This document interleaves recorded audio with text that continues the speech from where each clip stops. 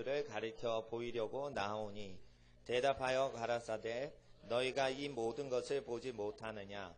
내가 진실로 너희에게 이르노니 돌 하나도 돌 위에 남지 않고 다 무너뜨리우리라. 아멘. 거룩하신 아버지 하나님, 이 시간 마음과 뜻과 정성 다하여 하나님께 나아갑니다. 기록된 하나님의 말씀과 성령으로 만 백성 가운데 오시는 하나님, 우리가 찬양 가운데 하나님을 찾을 때 성령으로 임하시고 하나님의 말씀을 기억해 하시며 성령으로 충만케 하사 또한 하나님 아들 예수께서 만 백성의 구원의 소식 증거하셨던 내용 다시금 증거토록 우리에게 오시는 성령님, 기록된 말씀을 필 때마다 언제든지 마음 중심으로 하나님을 찾는 모든 자들에게 고요한 장소나 찬양을 소리 높여 하는 장소이건 어느 장소에서건 우리에게 오셔서 우리의 삶을 인도하시는 성령님, 오셔서 거룩하신 말씀으로 함께 하셔서 성령으로 예수의 입술과 함께 하셨던 하나님께서 또한 우리의 심령과 우리의 귀와 우리의 모든 발걸음 가운데 함께 하사 날마다 예수 그리스도 주님을 증거하는 예수의 증인 되게 하옵소서. 이 시간 아버지 하나님, 홀로 있을 때 기도드리며 또한 사람을 만날 때 하나님의 말씀을 증거토록 우리의 영혼 육이 하나님의 말씀을 따라 온전히 살아가길 원합니다. 거룩하신 하나님께 날마다 순종하여 순종의 열매로 날마다 찬양이 심소에서 성소에서 하나님께 홀로 영광 드릴 수 있는 예배자의 영으로 함께하여 주시옵소서. 주일날 하나님께 예배 드리는 것은 습관적인 것을 넘어서서 참으로 신령과 진정으로 하나님을 경외하고자 나왔습니다. 비가 많은 날 하나님 앞에 먼 거리를 이동하여 하나님께 예배드린 모든 심령과 또한 인터넷과 멀리 외국에서 예배드린 모든 심령들 가운데 또한 함께하여 주셔서 아버지 하나님 기뻐하시는 하늘의 모든 뜻이 땅에 이루어지게 하여 주시옵소서. 아버지 하나님, 우리의 뜻이 아닌 우리를 향하여 가장 최고의 선으로 합력하여 선을 이루시는 하나님의 뜻이 이루어지도록 이 시간 기도합니다.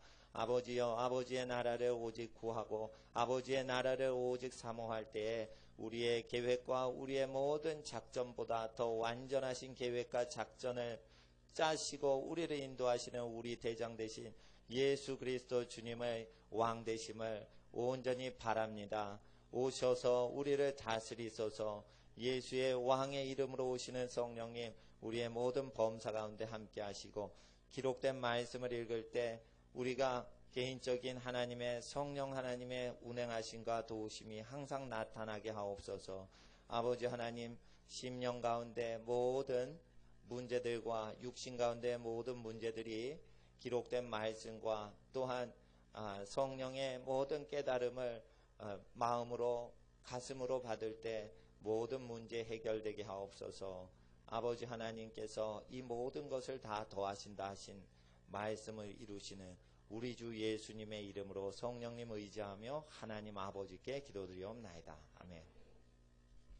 예수님께서 성전에서 어떤 설교를 하시고 나오실 때였습니다. 예수님께서 성전에서 어떤 중요한 설교를 하시고 나오실 때에 성전 건물을 가르쳐 보이는 제자들에게 누가복음에는 굉장히 아름다운 미석, 아름다운 돌과 헌물로 장식된 성전 건물의 아름다움을 제자들이 예수님 보세요, 아름다운 성전 건물입니다 라고 하면서 나올 때였습니다. 그때 예수님께서 성전 건물 돌멩이 하나 남지 않고 다 무너뜨리우리라 라고 하셨습니다. 그리고 나서 3절을 보시면 예수께서 감람산 위에 앉으셨을 때에 바로 이 감람산은 예수님께서 승천하시던 산인데 이 감람산 위에서 승천하실 때 다시 올라가신 그대로 오시리라 하였습니다. 또한 스가랴서 14장에는 하나님께서 감람산으로 강림하신다라고 선지서에 예수님이 이 땅에 다시 오시는 날에는 올라가셨던 그 예루살렘 감람산으로 다시 오실 때 큰 지진이 난다 이렇게 기록이 되어 있습니다. 그럴 때 예수님께서 승천하실 장소 바로 그 산, 감람산, 그리고 재림하실 그 산, 감람산 위에 올라가셨습니다. 제자들이 조용히 산 위에 계신 예수님께 나와서 물었습니다. 3절, 우리에게 이르소서 어느 때에 이런 일이 있겠사오며 어느 때에 이런 성전이 무너지는 현상이 있습니까? 라고 했을 때 또 주의 임하심과 세상 끝에는 무슨 징조가 있사오리까? 라고 했습니다. 그럴 때 예수님의 해답은 4절과 5절에 나타나 있습니다. 4절과 5절 읽겠습니다. 시작.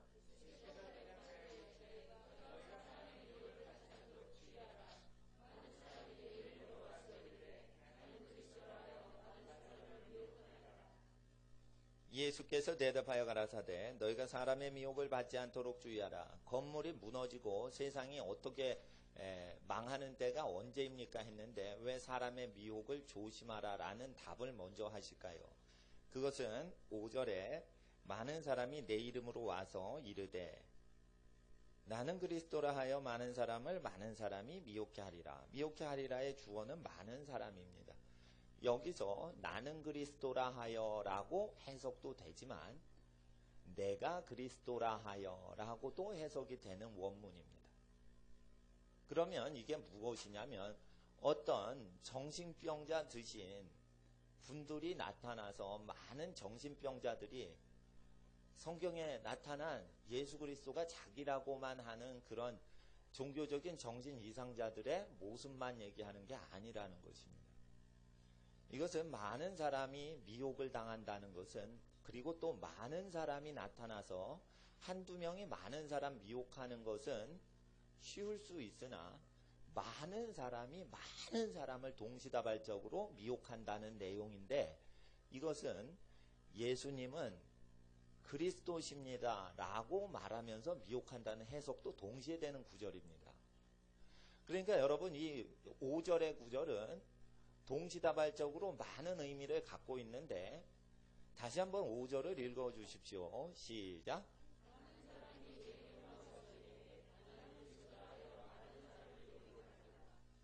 나는 그리스도라 하여 라는 것은 많은 미혹하는 사람들이 자신이 그리스도라 하여 라는 뜻으로도 일부 신학자들이 해석하지만 이 말이요 애매모호하게 되어 있기 때문에 예수님 내가 그리스도라 하여 이런 식으로도 또한 해석이 되는 구절입니다. 그래서 많은 사람이 예수님의 이름으로 와서 내 이름으로 온다는 것은 예수님의 이름으로 온다는 거예요. 예수의 이름으로 문안드립니다. 예수의 이름으로 인사드립니다. 이러면서 예수님은 그리스도라. 이것을 내가 그리스도라 하여 예수님은 본인이 직접 1인칭으로 설명하시니까 문맥상 내가 그리스도라 하여 이렇게 예수님 표현으로 해도 이게 문법적으로 맞아 들어가는 표현이기 때문에 나는 그리스도라 하여 이러면 굉장히 종교 광신자 이단들에 해당되는 것이지만 내가 그리스도라 하여 라는 동일한 해석을 한다면 이것은 예수를 엉터리로 믿는 사람들이 많이 등장하여 많은 사람을 예수님 이름으로 죄짓게 한다는 뜻입니다. 그래서 이 성전에서 나오실 때 이 얘기를 합니다. 많은 사람이 예수님의 이름으로 예수님이 그리스도라 하여 많은 사람을 미혹해 하는데 그것은 바로 23장의 내용을 의미하는 것입니다. 23장에 화 있을 점 바리새인과 서기가 한다. 화 있을 점 바리새인과 서기가 한다. 하면서 계속 종교 지도자들에 대해서 논박을 하는데 성경 어디를 봐도 23장 마태복음처럼 강력하게 종교 지도자에 대한 죄를 집중적으로 거론하면서 저주를 퍼붓는 어떤 내용들이 가득 담긴 분량의 서신서가 없습니다. 그럼 왜 그랬을까요? 지구 멸망을 할 때 지구상의 온 땅의 죄를 속하신 예수 그리스도의 구원을 효력 발휘를 할 수 없게 하는 것은 교회의 죄 또한 종교의 죄라는 것입니다. 종교가 타락함으로 지구상이 멸망하고 전쟁과 세상 끝이 온다는 것입니다. 그럼 교회가 타락할 때 어떤 현상으로 타락한다는 뜻입니까? 그것은 23장대로 교회가 타락한다는 뜻입니다. 여기서 23장에서 가장 큰 내용의 비중은 종교가 돈으로 타락한다는 내용으로 가장 많이 기록이 되어 있습니다. 그렇기 때문에 우리는 끝으로 갈수록 돈을 부정시하고 돈을 나쁘게만 하는 정도가 아니라 돈을 지혜롭게 잘 다루며 돈에 대해서 재물에 대해서 하나님께서 말세가 타락이 다 재물로 타락이 되기 때문에 심지어 종교 타락도 다 재물로 되기 때문에 우리가 여기에 대해서 주님이 분부하신 복음을 잘 기억을 해야 됩니다. 말세에는 많은 사람이 예수님의 이름으로 와서 전 세계 예수가 누군지 모르는 사람은 많지 않습니다. 왜 그러냐면 모든 주요 언어로 성경이 다 되어 있습니다. 번역이 되어 있고 시골 산지에 있는 미전족 종족의 시골 마을에 쓰는 지방 방언들이 있죠. 인도네시아, 수마트라 숲속에 사는 원주민들의 방언 이런 것들로 번역이 안 됐을 뿐이지 주요 국가 방언은 다 번역이 전 세계에 되어 있습니다. 그렇기 때문에 예수가 누구신지 소문을 거의 다 인류가 들어봤다고 해도 과언이 아닙니다. 단지 예수의 말씀이 무엇인지를 못 들어보신 분은 많습니다. 그러나 예수의 이름을 들어본 사람은 많이 있을 수 있습니다. 북한에 그 북한 군인들이 속담이 하는 말이 있습니다. 북한 군인 중에 거짓말하면 북한 군인이 하는 말이 있답니다. 유다 같은 놈. 이런 표현이 이 정도입니다. 성경이 금지된 나라인데도 탈북자들이 하도 성경 갖고 왔다리 갔다리 하니까 탈북자 신문하다가 이 보위부가 하도 신문을 하는데 신문한 그 내용을 다 상부에 보고를 해야 됩니다. 그러니까 네가 믿는 그 내용을 고백해라, 자백해라 이러면은 다 예수는 하나님의 아들이시오 뭐 이러면서 계속 이걸 적습니다. 그러면 그냥 보고를 하면 안 되고 그 내용을 상세히 보고하게 돼 있어요. 그러니까 그걸 상세히 보고하다가 이 보고하는 사람들이 예수를 믿는 현상들이 지금 많이 일어납니다. 그래서 이 사람들 중에 거짓말하면 유다 같은 놈. 뭐 이런 말이 북한 사람들한테 돌아다닙니다. 자, 북한에도 예수님에 대해서 들어보긴 들어봤다는 거예요. 그래서 이것은 어떤 탈북하신 분이나 북한의 보위부인 어떤 군인이 자기가 예수다 이러면서 미친 사람처럼 칠 수가 없게 된다는 것입니다. 세상 끝에는.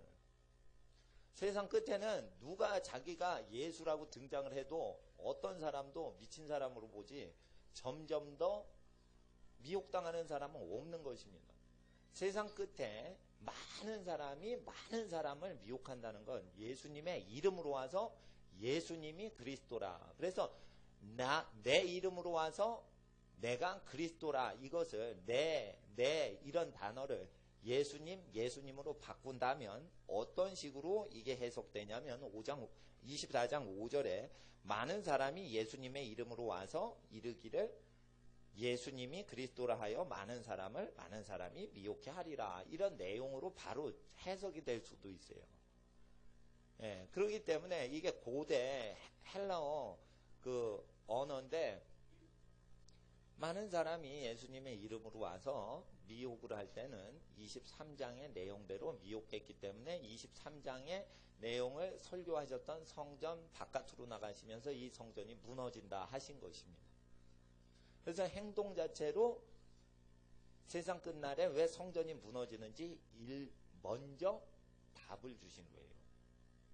그래서 예수님께서는 성전 밖으로 나갈 때 그리고 감람산 위에 올라가셔서 제자들에게만 전 세계 지구상에 어떻게 재앙이 임할지를 예언하기 전에 미리 전 세계 재앙이 종교 타락으로 인해서 회개의 기능이 올스톱됐기 때문에 일어난다라는 것입니다. 그럴 때 그럼 복음이 전파가 안 돼서 멸망을 하나님이 시키시냐면 그게 아니라는 것입니다. 복음이 전파가 안 됐으면 하나님이 땅끝까지 복음 증거되도록 기다리시어요. 하나님은 복음이 전파가 안 되면은 미전도 종족이 구원받을 기회를 주시기 때문에 기다리십니다. 그리고 전도자를 파송하시고 사도를 파송하시고, 그래서 선교사님 중에 여러 면들이 이제 외국으로 가셔서 선교를 하십니다. 이거를 하나님은 기다리고 계십니다. 그리고 복음이 지체되면 또 다른 일꾼을 보내십니다. 복음이 전파 안 되면 세상 멸망 안 시키시는데 왜 세상 멸망이 오냐면 14절을 읽어 주십시오. 14절 시작.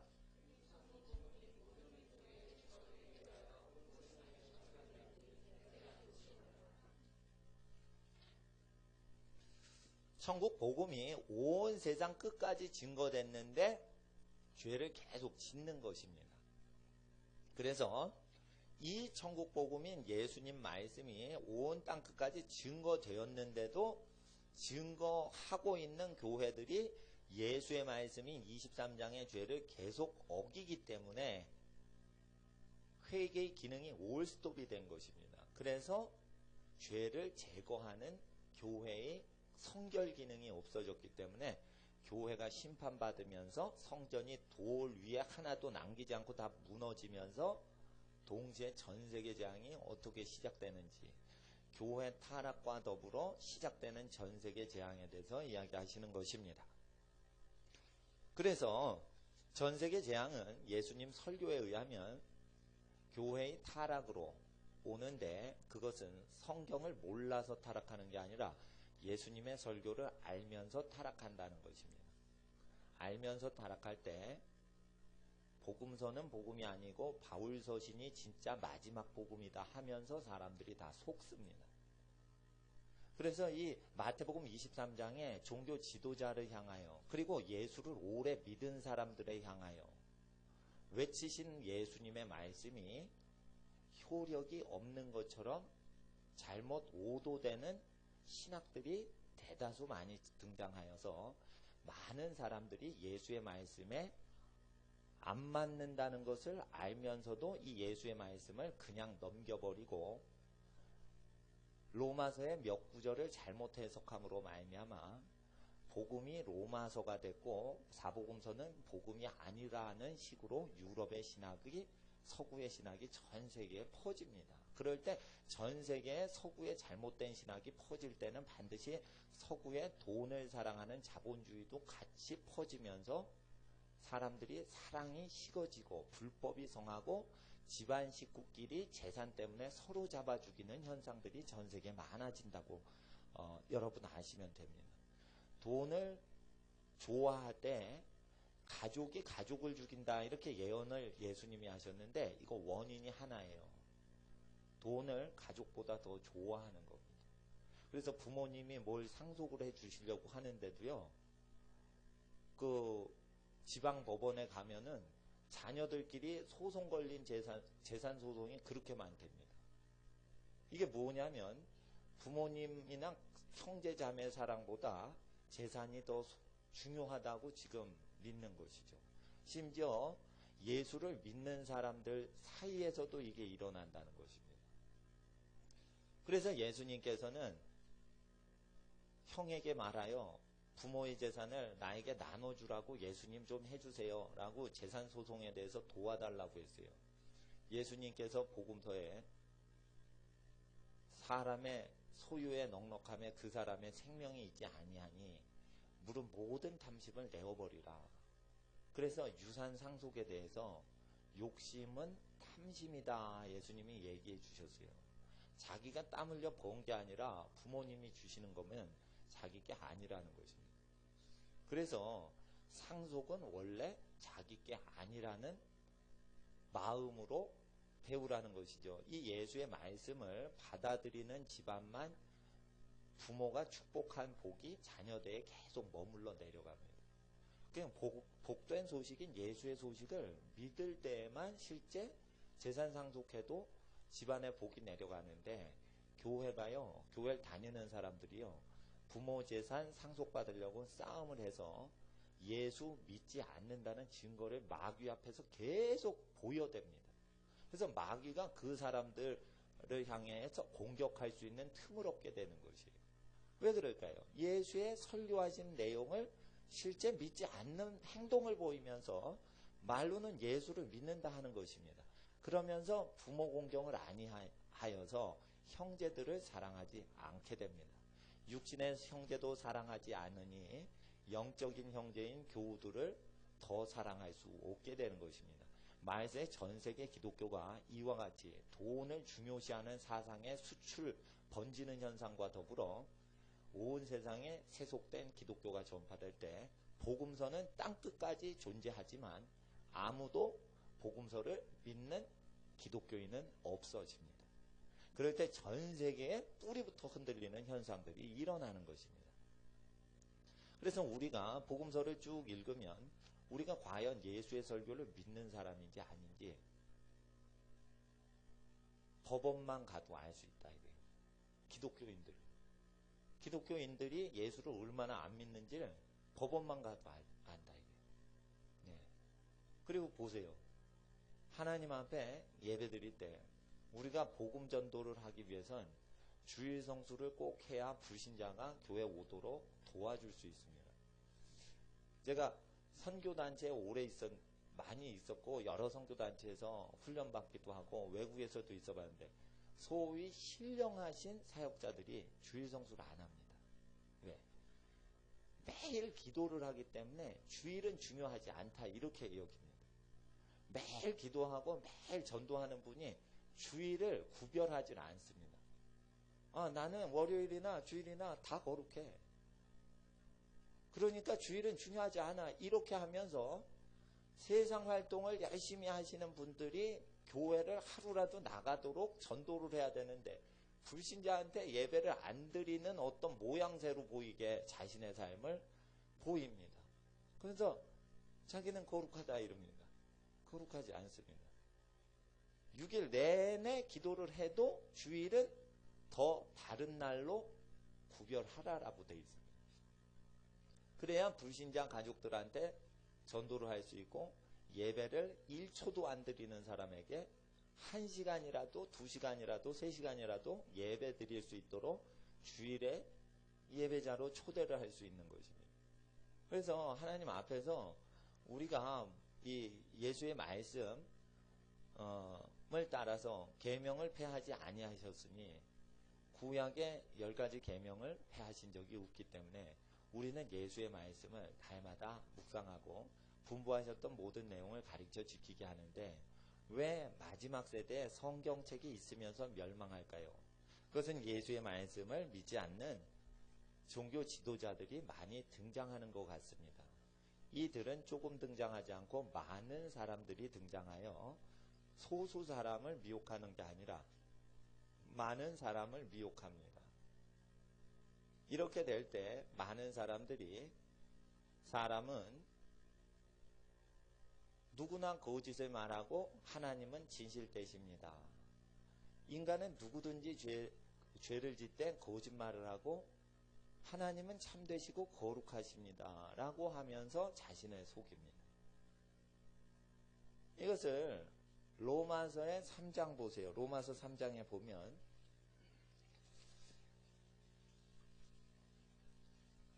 예수를 믿는 사람은 거짓을 말하고 예수를 믿더라도 거짓을 말하더라도 하나님은 참되시다. 이렇게 하면서 저주를 받는다 이랬습니다.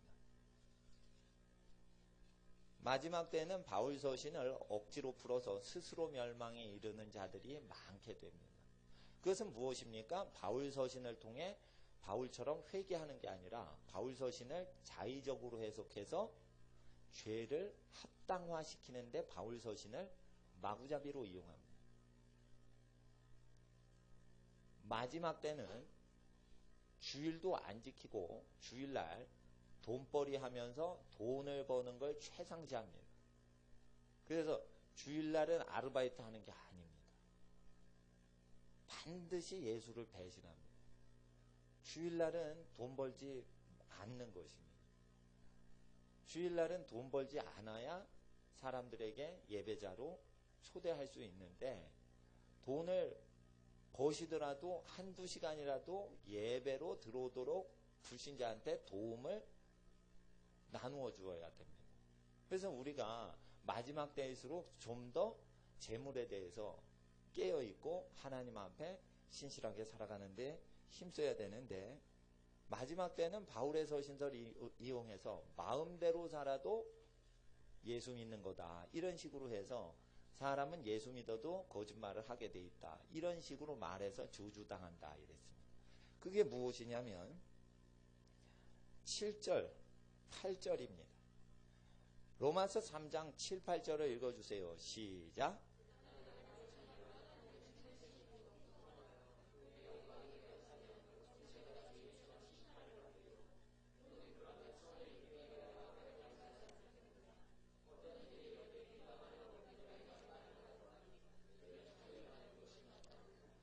어떤 사람들이요, 바울 일행이 사람이 거짓말을 하더라도 하나님은 너무 참되시고 거룩하시고 진리만 나타내시니 하나님 영광 받으소서, 우리는 죄인인데 하나님은 거룩하십니다. 이래서 거짓말하는 죄인들로서 하나님은 우리와 차원이 다르신 분이라 거짓말이 없으십니다, 영광 받으소서 하면은 무슨 뜻이냐면, 이게 자기가 거짓말 회개 안 했다는 고백이 된다는 것입니다. 그래서 정죄를 당하는데, 마지막에 사람들이 자신들만 이렇게 믿는 게 아니라 바울 일행이 사람은 거짓말을 할 수밖에 없고 거짓말을 하더라도 하나님께 영광을 돌릴 수 있다라고 바울 신학을 가르친다는 것이에요.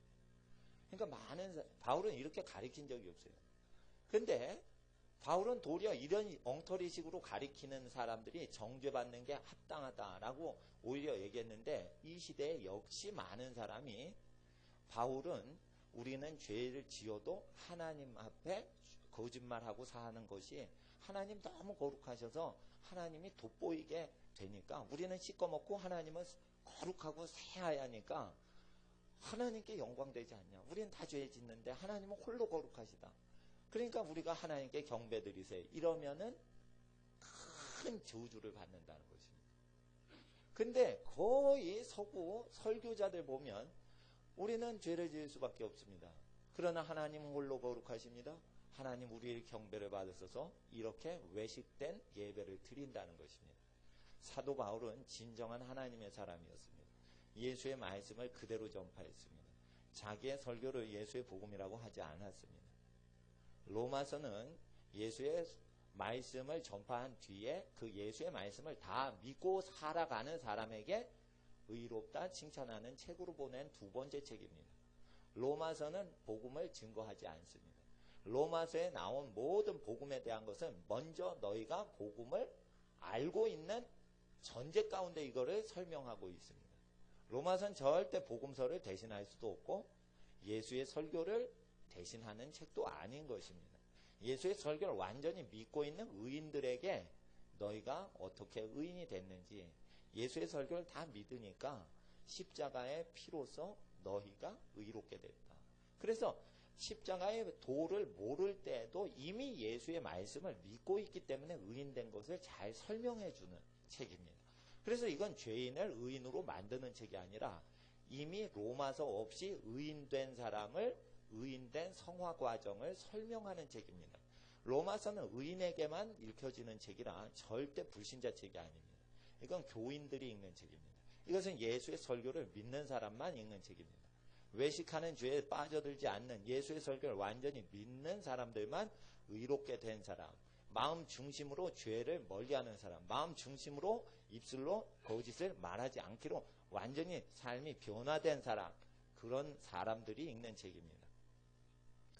그래서 로마서를 잘못 읽는 서구 신학자들이 이 3장 7, 8절은 절대 강조를 안 합니다. 그리고 이 3장 7, 8절은 한글 번역도 아주 좀 약하게 되어 있습니다. 지난번에 이 3장 7, 8절을 자세히 설교를 나누어 드린 적이 있습니다. 원문에는 사람이 거짓말을 하되 하나님은 진실하시다라고 하는 사람은 다 정죄를 당하는데 그 정죄를 받을 사람들이 바울이 마치 그와 같이 사람은 죄를 지을 수밖에 없고 하나님만 의롭다라는 식으로 바울이 가르쳤다고 바울을 오도한다는 것입니다. 바울은 인류 앞에서 자기의 서신서를 통해 자기는 그런 식으로 설교한 적 없다. 그래서 3장 7, 8절을 읽지 않고 3장 22절, 23절을 읽게 되면 바로 죄에 들어갑니다. 하나님 앞에서 22절에 예수 그리스도를 믿음으로 말미암아 합니다. 이건 로마서를 믿는 게 아니라 예수님이 천국복음이라, 이 천국복음이 이 천국복음, 마태복음에서 이 천국복음은 마태복음이에요. 땅 끝까지 증거되리니 그제야 세상 끝이 온다 했습니다. 그럼 세상 끝까지, 세상 멸망하는 시기까지 복음은 무엇밖에 없냐면 예수 설교밖에 없는 거예요. 예수님 설교하신 내용이 복음인 거예요. 그러면 거기에 주요 타겟이 종교 지도자입니다. 종교 지도자가 거기에 걸리면 지옥 간다고 돼 있어요. 그래서 누구든지 죄를 회개치 않고 절대 천국 못 갑니다. 교회 봉사를 해서 절대 천국 못 갑니다. 실상의 6일 동안의 죄를 회개하고 주일날 저질러지는 교회 내부의 종교적인 죄를 회개하지 않고는 절대 어떤 직분자도 천국에 못 갑니다. 직분을 받은 상태에서 착한 일을 하면 기본을 하는 것입니다. 직분이 없이 착한 일을 하면 상급이 있습니다. 그래서 직분을 받으면 그렇게 좋은 것이 아닙니다. 직분을, 자 보세요. 교회 처음 온 청년이 실수를 해요. 그러면 괜찮습니다. 주님의 영광을 가리지 못합니다. 어제까지 불신자였거든. 그러니까 오늘 처음 교회 처음 왔습니다. 실수를 합니다. 혹시 세상 얘기를 했습니다. 그래도 주님 영광 그렇게 가리질 못해요. 세상 생활에 익숙했던 분이라. 근데 교회 생활 오래 한 사람인 목회자가 만약에 선교하시는 분이 만약에 어려운 사람 돕는 분이 세상적으로 산대 봐요. 그거 하나님 나라 영광 다 가리는 겁니다. 그렇게 해서 심판이 더 크게 됩니다. 그렇기 때문에 하나님께서 세상에 세우실 때까지는 선한 일을 할 때 한 손이 하는 거 다른 손 모르게 하는 게 좋은 거지. 그것이 세상 말로 내공을 쌓는 것이지. 하나님 앞에 복을 쌓는 것은 은밀하게 계속 하나님만 바라고 살아가는 거룩한 생활입니다. 그럴 때 하나님께서 어느 분량이 차면 세상에 여러 가지 형태로 여러분을 세우십니다. 그때 꼭 종교적인 형태로서 세우지 않습니다. 예. 그러나 마지막에는 교회가 타락할 때 직분으로 타락한다는 거죠. 마지막에는 직분을 얻으려면 그런 교회가 많지는 않겠지만 헌금을 많이 내면 장로로 세우자고 하는 현상들이 교회들에 일어납니다. 그럼 돈 많이 낸 사람 장로 세우거나 돈이 없으면은 장로 안 세우고 이게 한국 교회 상황인데 그것을 세우는 목회자는 저는 다 지옥 간다고 난 믿습니다. 근데 교회가 문제가 뭐냐면 아파트값 오르면 상가 비용도 오르고 땅값도 오릅니다. 교회마다 예배당 세우려면 100억 이상이 요즘 소위 말해 도시 안에 지으려면 근사하게 지으려면 땅값이 너무 비싸서 100억 든답니다. 어느 교회는 2천억 원이 든답니다. 그러면 초대형 부작교회는 2천억 원 들여서 예배당 드려야 되고 지어야 되고 그냥 중간교회는 100억 든다고 그러고 조그만 교회는 몇십억 든다고 그러니 사람들이 예배당 세우는데 무엇을 팔아넘겨요? 직분을 팔아서 돈을 걷어서 그걸 짓고 있는 겁니다. 지금 이거를 초신자분들은 잘 모르지만 교회나 선교단체 일을 많이 하신 분들은 그걸 알아요. 그래서 이 죄를 극복하기 위해서는 교회가 가난하더라도 그걸 참고 믿음 생활 하는 수밖에 없어요. 네. 교회 재산이 없더라도 그냥 믿으면 되는 겁니다. 일제 때 천막만 치고도 믿었어요. 일제시대 때 부흥회할 때 천막 치고 부흥했어요. 60년대까지. 뭐 그런 식으로도 했는데, 예. 그래서 우리가 이 시대에 신실하게 거룩하게 살아가는 것입니다. 교회의 죄는 성경을 어길 때 일어나는데 예수의 말씀을 첫 번째로는 도외시할 때 교회가 타락하고, 두 번째는 예수의 말씀 지킬 수 없더라도 우리를 의롭다 하는 구절이 있을까 눈을 크게 뜨고 성경을 사사로이 읽으려고 찾아다닙니다. 그러다가 쉽게 걸리는 절이 로마서 3장 22절 23절입니다. 곧 예수 그리스도를 믿음으로 말미암아 모든 믿는 자에게 미치는 하나님의 의인이 차별이 없느니라. 모든 사람이 죄를 범하였으며 하나님의 영광에 이르지 못하더니 그리스도 예수 안에 있는 구속으로 말미암아 하나님의 은혜로 값없이 의롭다함을 얻은 자 되었느니라. 자, 제일 많이 읽는 구절이 23절과 24절입니다. 이건 초신자한테 암송을 시켜요. 어느 교회는 심지어 복음서에 예수의 이야기가 읽혀지지도 않은 불신자한테 23절, 24절을 먼저 읽히는 교회도 있을 지경으로 이 구절이 복음이라고 하는 사람들이 많이 있습니다. 이것은 복음이 아닙니다. 복음은 예수 그리스도께서 복음이십니다. 예수를 믿음으로 말미암아 모든 예수 믿는 자에게 미치는 하나님의 의로움이 있는데, 차별이 없다는 것은 무슨 차별이 없다는 것이냐면 30절 할례자도 믿음으로 말미암아 또는 무할례자도 믿음으로 말미암아 의롭다 하시는 하나님은 한 분이시니라. 그래서 할례자와 무할례자, 유태인과 이방 전세계 민족 둘 다 차별이 없다는 것입니다. 유태민족과 타민족에 차별이 없다는 것을 얘기하시는 것입니다. 이것은 죄를 짓건 죄를 안 짓건 차별을 없앤다는 뜻이 아닙니다. 절대적으로 죄 지으면 심판이 오고 회개하면 구원이 있습니다. 차별이 있습니다. 죄 지으면. 여러분 보세요. 하나님 앞에서 죄를 지으면 그 죄가 회개하기까지 마귀를 불러대는 신호탄이 되는 것입니다. 그래서 마귀가 역사하기 전까지 빨리 회개를 해야 되는 것입니다. 죄를 지을 때 사람을 죽일 의사가 없었어요. 나무꾼이 도끼로 나무를 이렇게 막 하고 있었어요. 나무를 이렇게 패고 있었어요. 땔감을 구해서 부모님 따뜻한 방에 온도를 깔기 위해서 나무 장작을 캐고 있었어요. 그의 효자가 나무꾼이었어요. 날이 자루에서 빠져서 지나가는 행인을 쳐 죽였다. 이 사람은 부모님 추운 겨울에 공경하려고 나무 땔감 구하다가 사람이 쳐 죽인 거예요. 그러니 도피성으로 갔을 때 그들을 함부로 죽일 수 없게 했어요. 하나님께서 부지 중에 실수로 사람이 돌이 날아가서 갑자기 죽은 거예요. 이런 경우에 하나님께서 그 사람을 죽지 못하도록 어떻게 도와주는 어떤 모습이 나옵니다. 그런데 모이사사란 사람은 하나님의 제단에 있을지라도 잡아 끌어내서 죽이라고 되어 있어요. 도피성에 들어가죠. 계획 청부살인하는 사람이에요. 자기는 마치 부지 중에 죽인 것 같이 행세를 하는 거예요.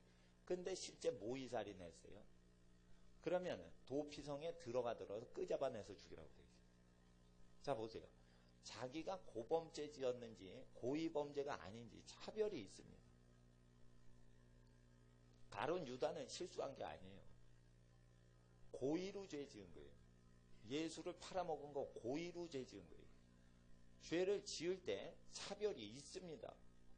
근데 이 차별이 없음이라 할 때 이거 죄 짓는 사람 간에 다 차별이 없어서 선행을 하건 안 하건 차별 없이 대하신다.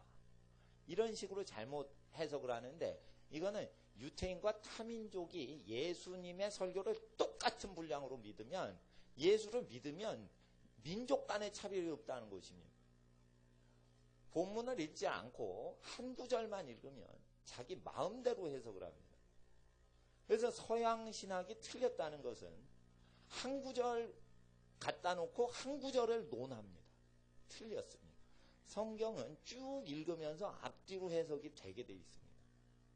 신학자의 주석을 필요로 하지 않습니다. 그래서 제가 아무리 설교를 여러 가지로 해도 여러분이 성경을 갖고 있으면 그것이 옳은 성경 해석인지 스스로 알 수 있게끔 확인이 되는 책이 성경입니다. 근데 많은 사람들이 23절을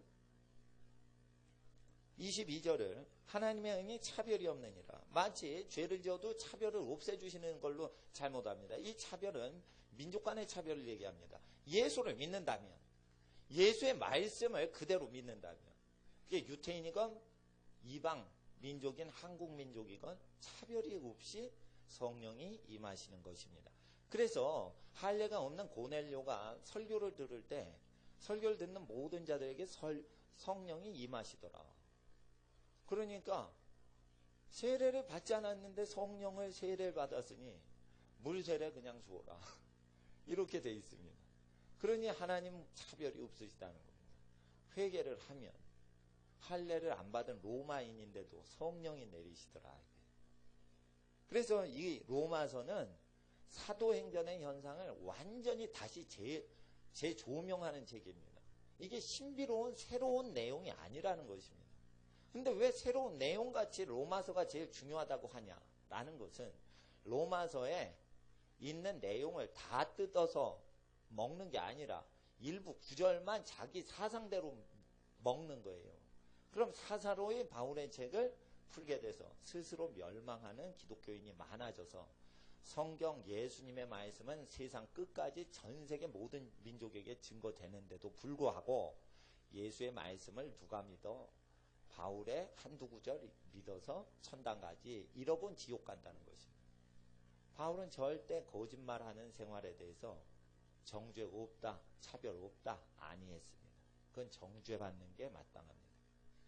거짓을 회개치 않으면 정죄를 당하는 것입니다. 그래서 우리가 7절과 8절을 조심해야 됩니다. 3장 7, 8절 읽어주세요. 시작.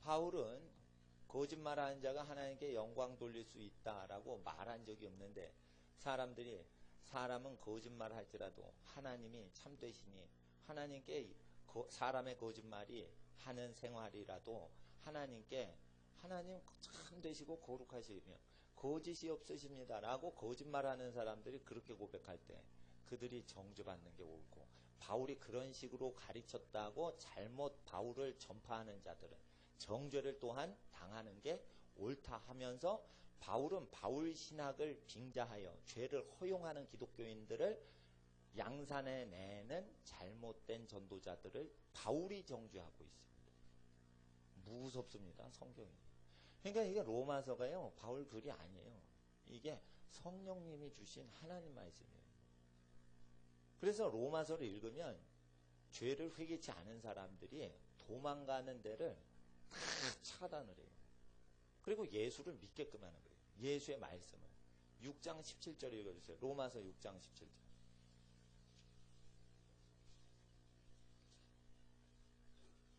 여러분, 소경을 인도하면 둘 다 구렁텅이에 빠지는 겁니다. 마태복음 23장에 지옥의 자식들아, 예수님이 종교 지도자들에게 얘기하셨던 그 항목들, 화 있을진저 계속 나오는데, 그 종교 지도자들의 유사한 행태를 따라가서 믿는 자는 다 지옥 같이 들어가는 겁니다.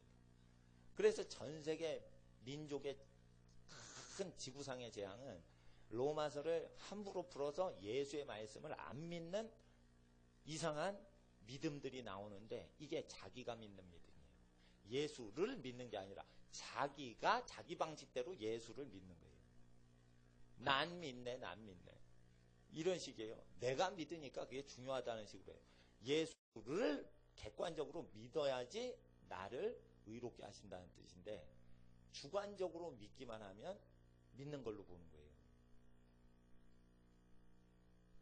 자 보세요. 찬양 드리다가 찬양할 때 올바로 믿는 분들은 찬양할 때 영이 열리고 하나님의 영이 임재하시고 모든 기적들이 찬양과 기도할 때 나타납니다. 또는 어려움이 있을 때는 금식하며 기도할 때 또 하나님의 성령님이 역사하십니다. 즐겁고 하나님 앞에 기쁠 땐 찬양하며 기도할 때 또한 역사가 일어납니다.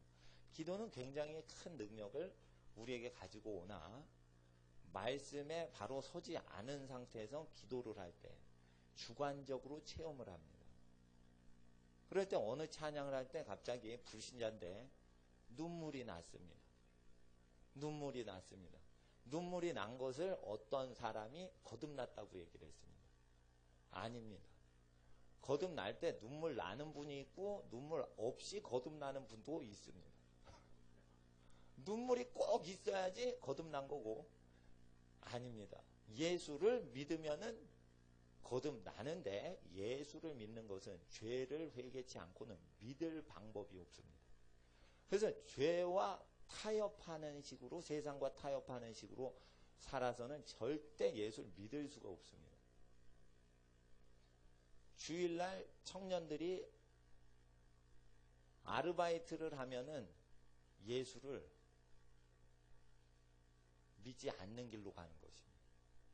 예.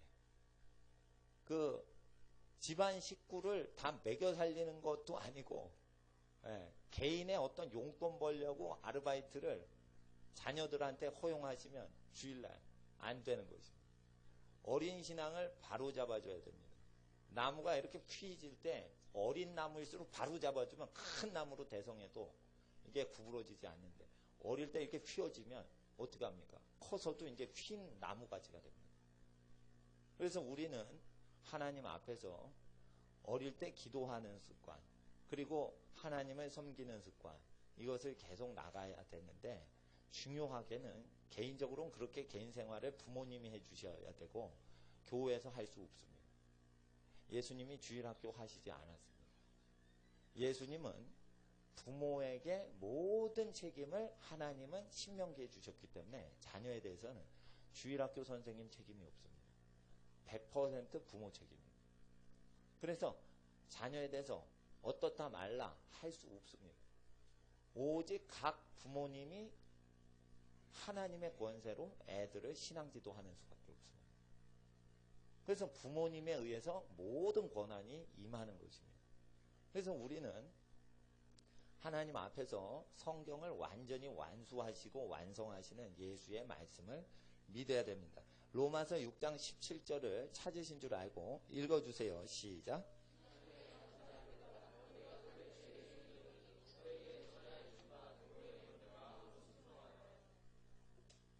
18절도 읽어주세요. 시작. 17절에 교훈의 본을 마음으로 순종했었기 때문에 이렇게 되어 있습니다. 과거형으로 되어 있습니다. 그럼 전하여 주는 바가 아니라 전에 썼던 것인 교훈의 본입니다. 다 과거형입니다. 전에 썼던 바, 과거형의 교훈의 본. 그러니까 교훈의 본을 지금 로마서로 증거하고 있는 게 아니라 옛날에 이미 전에 썼던 것, 로마서가 아닌 어떤 교훈의 본, 그것을 로마서가 오기 전에 마음으로 이미 옛날에 순종했었기에 과거형입니다. 순종한 것도. 그러니까 로마서 없이 어떤 것을 순종했다 이거예요. 그래서 죄에서 해방됐다 이거예요. 그럼 로마서 없이 무엇을 순종했다는 거예요? 예수의 교훈을 얘기합니다. 예수의 교훈. 그래서 의인 됐다는 것입니다. 그래서 우리가 예수의 설교를 다시 봐야 된다는 거예요. 로마서에서 얘기하는 건 예수의 설교를 얘기하는 거예요. 지금 1장 8절에 보세요. 로마서 1장 8절.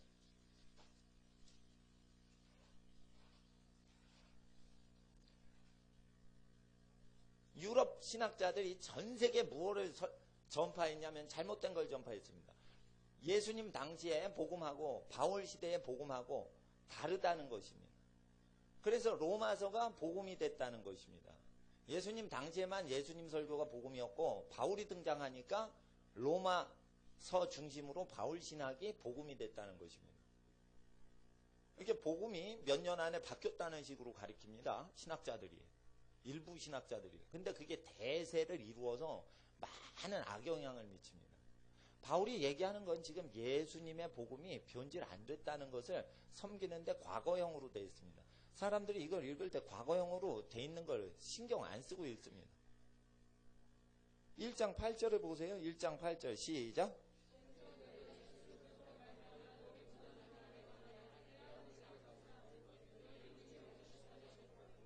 이들은 예수를 믿었고 예수의 믿음을 전 세계에 전파하던 기독교인들이었습니다. 이들은 로마서가 없었습니다. 로마서가 쓰여지기도 전에 전 세계 민족에게 로마 시내에서 복음 전도하고 있었습니다. 그래서 이들이 믿었던 것은 무슨 믿음입니까?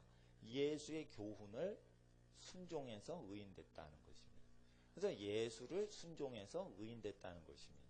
그래서 카타콤에서 죽을 때 로마 원형 경기장에서 사자밥이 돼서 죽어갈 때도 이들은 순교의 믿음을 가졌던 사람들입니다. 로마 시내 가면 순교자 유적들이 있습니다. 왜 땅굴에서 불 파고 무덤에서 살아요? 지하 무덤에서. 그 숨어서 몰래 예배하는데 여러분 아셔야 돼요. 예수님을 온전히 믿으려고 하는데 찬양을 하면 잡아 죽이고 기도 소리가 있으면 잡아 죽이죠. 그러니까 어디로 가요? 방음시설된데 지하 땅굴로 들어갑니다. 당시에 무덤이 지하에 있기 때문에 지하에서 노래를 하면 소리가 안 새죠. 요즘 지하 예배당 하는 교회는 방음 자재를 많이 안 씁니다. 지하 구조 자체가 방음을 해주기 때문에. 그리고 돈 없는 예수님 말씀 그대로입니다. 전도자여 네 재산을 가난한 자에게 주고 너는 전대 없이 돈 없는 가난한 자에게 가서 복음 증거하라. 이 식으로 그대로 전도를 하면 지하 상가 어두운 데를 얻는 수밖에 없습니다. 예수의 말씀을 그대로 지키려면 교회 재산을 드리지 말아야 되고 교회 재산을 가난한 자에게 나눠줘야 되며 그리고 대상이 부자분들을 찾아가면 안 되고 가난한 사람에게 복음 증거해야 됩니다. 이 가난하다는 건 뭐예요? 상대적인 뜻인데 쓸 돈은 많이 필요한데 들어오는 게 없어요. 자 보세요. 내가 지금 1조가 필요한데 1,000억 원밖에 없어요. 이거 가난한 사람이에요. 마이너스 9천억 가난한 사람이에요. 자 보세요. 100만 원 필요한데 90만 원밖에 없어. 이것도 가난한 사람. 짤짤맵니다. 그게 일단 마이너스 되면 사람이 눌려서 짤짤매고 힘듭니다. 자기 배고프면은 그 편한데 자기 상황이 사람 관계로 얽혀 있으면 그것처럼 피곤한 게 없는 것입니다. 너무너무 괴로운 거예요. 그럴 때 이 재정 문제가 어려운 사람이나 건강 문제가 어려운 사람에게 복음을 증거하되 그럼 예수님 돈이 좀 빵빵하게 있어야 될 거 아닌가요? 했는데 예수님께서 아니다. 말씀과 성령으로만 해라. 이러면은 말씀은요 일용할 양식을 먹으면요 배에 힘이 있어서 말을 하면 되는 거예요. 성령님은요 여러분 찬양을 열심히 하시면 기도를 열심히 하시면 성령님이 내리시는 거예요. 거기 성령님 지금 20원 있어요. 오세요. 돈이 있어야지 성령님이 오시거나 뭐 이러지 않습니다. 예. 그러니까 말씀과 성령으로 하나님을 예배 드리려면 돈 필요 없이 오히려 돈을 고통당한 자에게 나눠줄 때 성령이 임하신다라는 것이에요. 그래서 이제 교회를 시작할 때 나눠주지 말고 시작을 준비하는 사역자 개인이 먼저 그것을 나누고 그런 다음에 전도를 해라. 이런 식으로 되어 있습니다. 그러니까 전도자가 될 수 있는 사람은 많이 없고 보냄을 받아야만 전도를 받습니다. 로마서 10장 말씀 맞아요. 아무나 전도할 수 있습니다. 그런데 예수의 믿음대로 전도를 하려면 보냄을 받아야만 전도가 되는 거죠. 아무나 전도하면 되죠. 물론 아무나 됩니다. 근데 예수님이 보내시는 경우에는 거기 자격이 있습니다. 그래서 평신도 사역자가 8, 90%가 가짜입니다. 이 신학교 나오신 분도 예수의 말씀대로 살지 않으면 다 가짜입니다. 왜 가짜 평신도 사역자가 많냐면 예수의 말씀을 복음이라고 믿지 않는 가짜 성직자들이 많기 때문입니다. 그래서 우리 시대에는 성직자는 성직자를 회심시켜야 되고 평신도는 평신도 중에 거짓 예수 믿는 사람을 변화시키지 않으면 절대 불신자 예수님 믿도록 빛을 어두운 가운데 발할 수가 없는 시대 가운데 들어갔습니다. 재미난 것은 북한의 공산주의 사상과 그리고 김일성 사상에 쇠뇌된 사람들이 예수를 믿고 나서 성경을 딱 읽을 때 북한의 김일성 주체 사상이 성경을 모방했다는 것입니다. 하나님과 하나님의 아들 예수 그리스도를 믿는 어떤 거를 인간 정치인한테 그것을 바꿔치기 했다는 것입니다. 그런데 북한 사람들이요, 예수를 믿으면은 훨씬 미국 사람보다 예수님을 그대로 잘 믿습니다. 생활 습관이 희생적인 어떤 습관들이 이미 배어 있기 때문이에요. 그런데 서구에 있는 사람을 예수 믿으라고 하면 예수의 말씀은 복음이 아니다. 이 복음서는 아무도 못 지킨다. 그래서 로마서 3장 23절 24절이 복음이다. 이러고는 죄 짓더라도 거짓말을 하고 살더라도 예수를 믿기만 하면 차별이 없다. 거짓말을 하고 살아도 차별이 없다. 그래서 장사하다가 거짓말해도 차별이 없다. 천국은 무조건 간다. 그러니까 뭐예요? 양심 팔고 막 장사하는 사람도 있고 양심 팔아서 성직 매매해서 예배당 짓는 사람도 많이 있습니다. 그 양말 가격 후려쳐가지고 거짓말 쳐가지고 양말 팔아먹는 상인하고 헌금 많이 내는 사람한테 장로직을 팔아서 장사하는 목회자하고 다 같은 장사꾼인 겁니다. 여러분 아셔요. 이게 나중에 지진을 야기시키고 나중에 온욕을 야기시킵니다. 그래서 하나님 앞에 나올 때 예물은 드리지만 예물을 드려서 교회에서 어떤 직분이 나타나고 이런 거는 절대 이게 하나님이 싫어하시고 만약에 그것을 하는 목회자가 있으면 천벌이 예비되어 있는 것입니다. 그래서 우리는 양말 장사를 할 때뿐 아니라 어느 교회 봉사직을 할 때도 돈과 연관해서는 깨끗하게 우리가 살아갈 때 돈으로 사회가 다 부패했을 때 빛을 어두운 가운데 밝히시려는 하나님의 뜻이 여러분 가운데 나타날 것입니다. 하나님께서는 로마서를 믿기 전에 예수님을 믿어라. 그리고 로마서가 없을 때 믿음을 온 세상에 전파하고 있었습니다. 이들은 대단한 위인들이었습니다. 세속적 크리스찬들이 로마서를 읽으면 안 됩니다. 반드시 로마서를 읽기 전에 예수의 말씀을 다 읽어야 됩니다. 마태복음 23장을 다시 보세요. 1절과 2절에 이에 예수께서 무리와 제자들에게 말씀하여 가라사대 서기관들과 바리새인들이 모세의 자리에 앉았으니 3절을 읽어주세요. 3절 시작.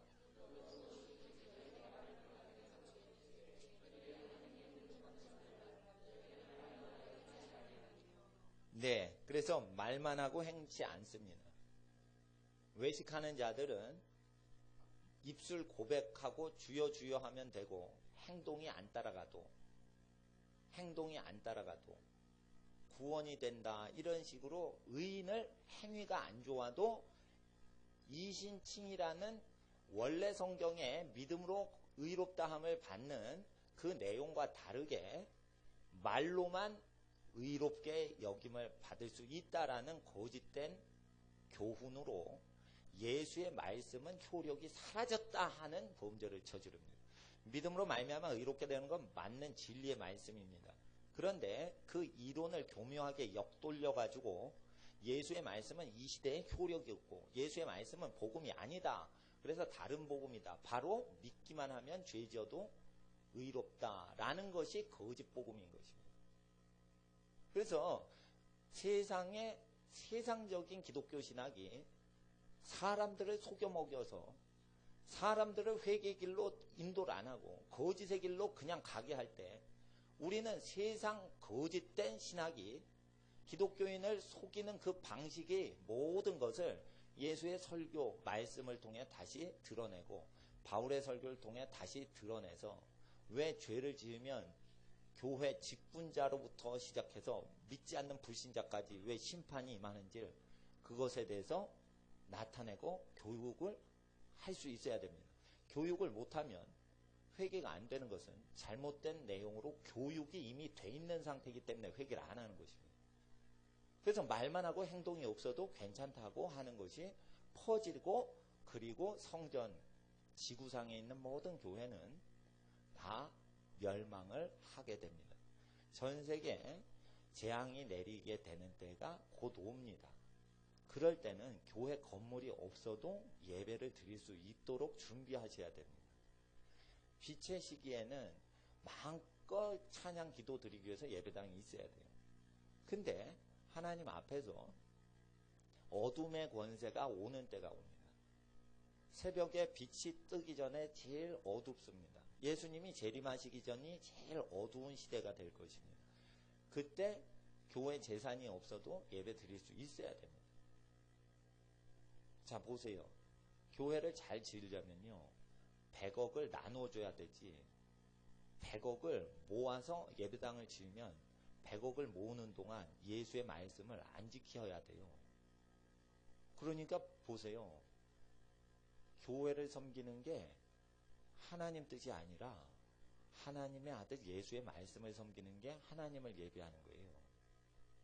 그래서 제가 교회 재산 다 나눠주고 근데 도무지 사람들이 자가용이 없으시면은 전철이나 버스가 나는 곳에 이 예배를 드려야지 성경 교육하기도 좋고 기도하시기도 편하신데 그러면은 어떻게 해야 되나 그랬는데 하나님께서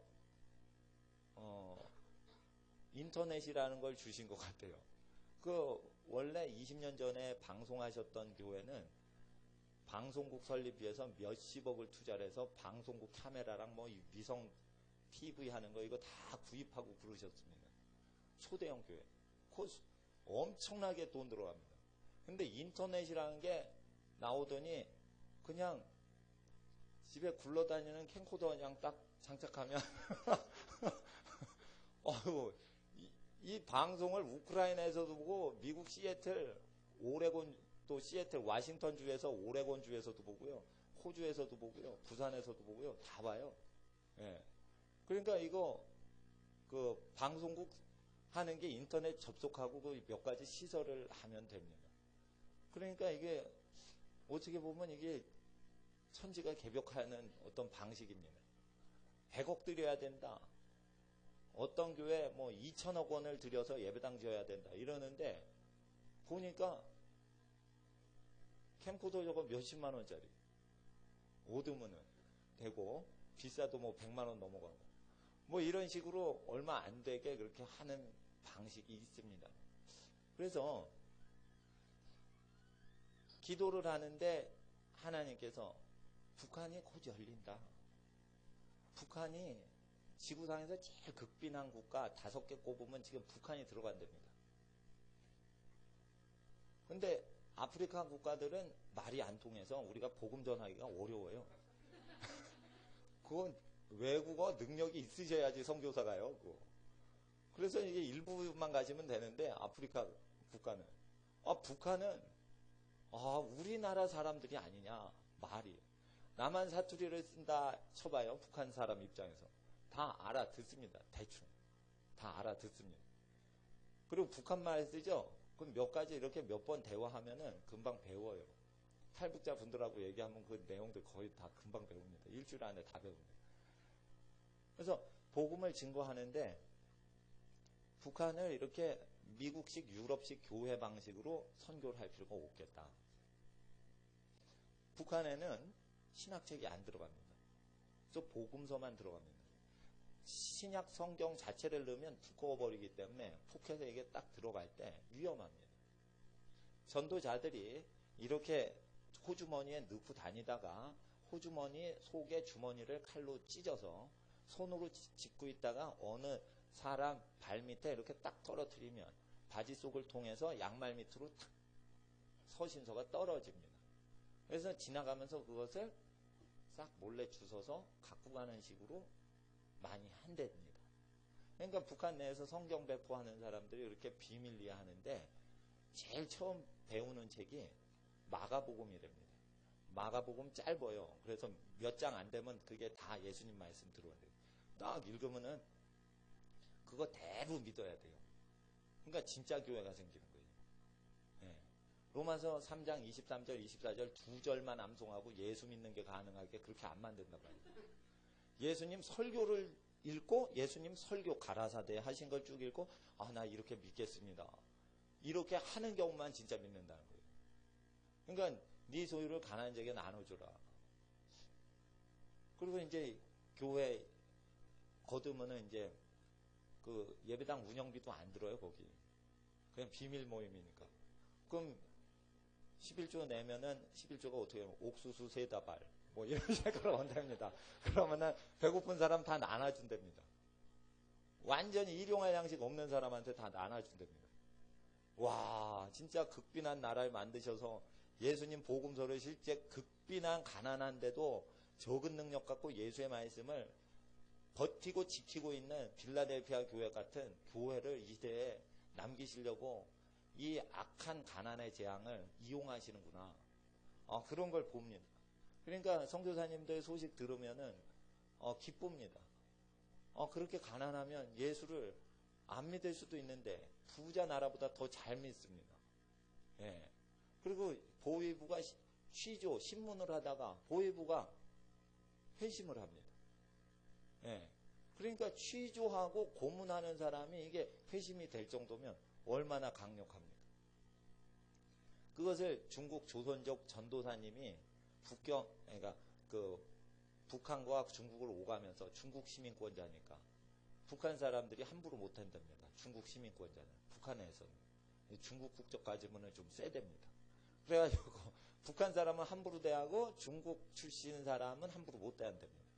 그러면서 이분이 이제 상인으로 들어가서 장이 서면 그 장에서 중국 물건을 팔면서 그 물건 속에 쪽보금을 넣어서 그 캡을 닫아가지고 그렇게 물건 통째로 판답니다. 전자제품. 근데 또 이게 북한 사람 보면 전자제품 다 조사하겠네. 근데 하여튼 여러 가지 장사 뭐 하건 뭘 하는데 그게 생필품이니까 어떻게 막지도 못한대요. 생필품이니까. 근데 하나님께서 그렇게 역사를 하시는데 북한이 열릴 때 성경적으로 좀 더 선교가 이루어지도록 우리가 기도를 해야 되고 기존의 개신교 방식이나 카톨릭 방식대로 하면 이게 땅이 오염되는 것이 하나님께서 근심하실 것 같습니다. 그래서 좀 더 순수한 방식대로 하는 게 좋을 것 같습니다. 저도 중국 지하교회 신학교 강의해보고 그 신학교 가서 강의도 해보고 북한 사역자분들 여러 루트를 통해 만나보면 참으로 순결합니다.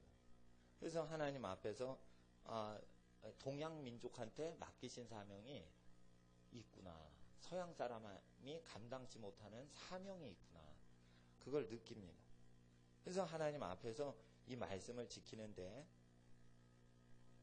말만 하고 행치 않는 사람 조심해라 라는 것입니다. 23장 4절 보세요. 23장 4절 시작.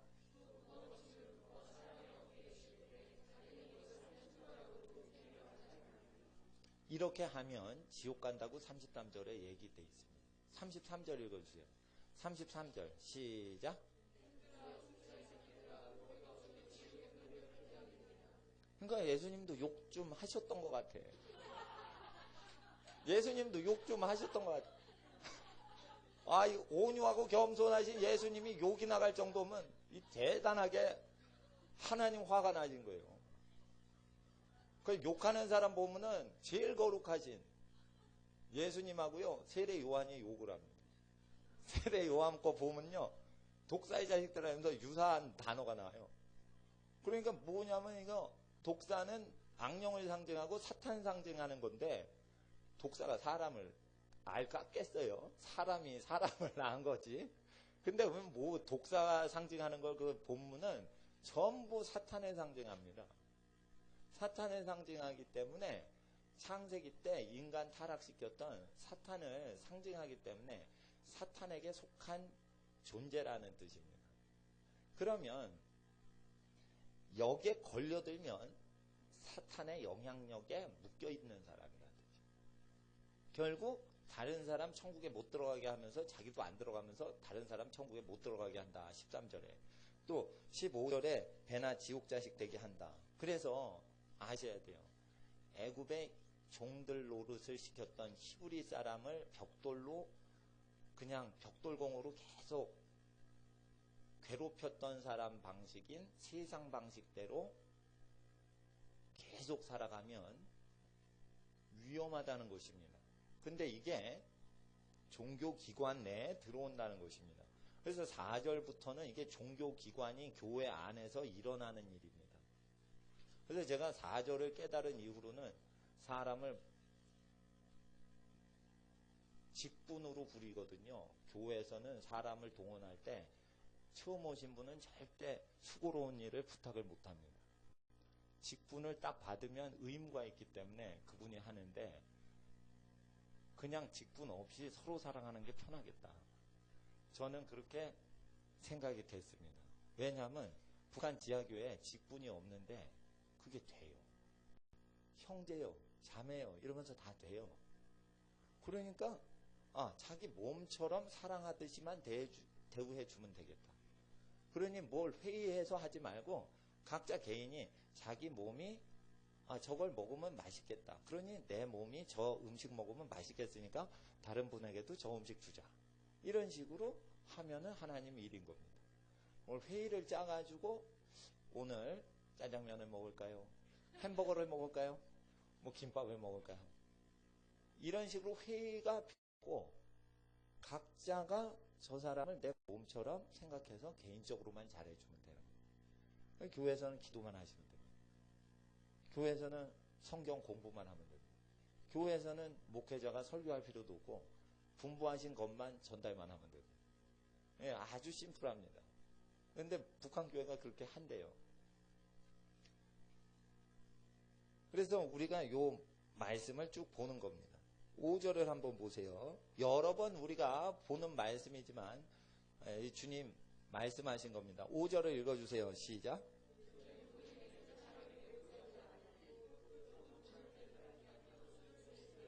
예, 옷을 어떤 거룩한 옷을 크게 만들 필요가 없는 것입니다.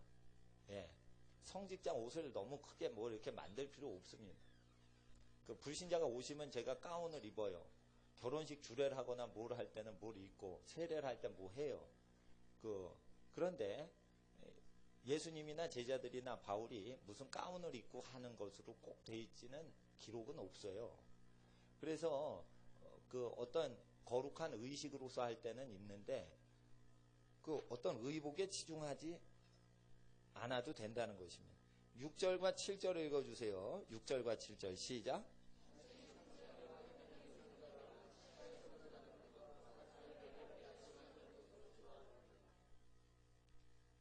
잔치상속이라는 것은 잔치를 벌려서 계속 이렇게 먹고 마시고 하는 걸 즐기는 건데 거기에 높임받는 것이고, 회당에서 상주하라는 것은 회의를 해가지고 정치를 하는 걸 얘기하는 거예요.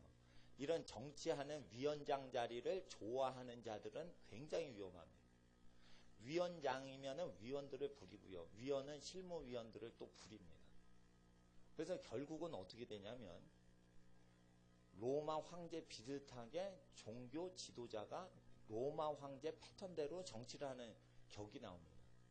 국가 정치 지도자 패턴대로 목사가 성경을 드는 게 아니라 의사진행 방망이를 들고 3번 땅땅 두드리는 것만 하고 회의 진행만 하는 목사들이 등장합니다.